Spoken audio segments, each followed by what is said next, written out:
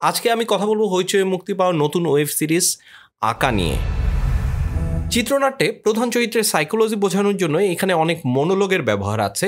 সামান্য কিছু ব্যবহার হইলে এখানে কোনো সমস্যা ছিল না, কিন্তু অতিরিক্ত মনোলগ ব্যবহারের যে বিপদ এইখানে সেটা টের পাওয়া গেছে। ক্যারেক্টারের মাথার মধ্যে কি ঘটতেছে, সে কি চিন্তা করতেছে, এটা সব সময় যদি আমরা দর্শকদের বলতে থাকি তাহলে সেটা অনেক বেশি প্রেডিক্টেবল হয়ে যায়। এইখানে আজাদ ক্যারেক্টারটার ক্ষেত্রে যেমনটা হয়েছে, একটা উদাহরণ দেই। আজাদ কিছু কিছু সিকোয়েন্সের মধ্যে দেখে মানুষের মাথার বদলে কিছু প্রাণীর মাথা, মানে এটা একটা ইলিউশন আমরা বুঝতে পারি।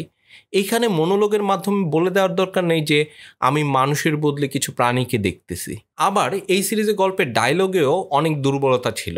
এই যে ঘন ঘন জ্ঞানের কথা বলা, তারপর নিম্নমানের কবিতার লাইন সেটা ডায়লগের মধ্যে ঢুকিয়ে দেওয়া, এইটা শুধু অপ্রয়োজনীয় এবং বাহুল্যতাই মনে হয় নাই, মাঝে মাঝে বিরক্তিও তৈরি করে। মানুষের দেহ মরে কিন্তু প্রেম মরে না। আপনি কবি নাকি?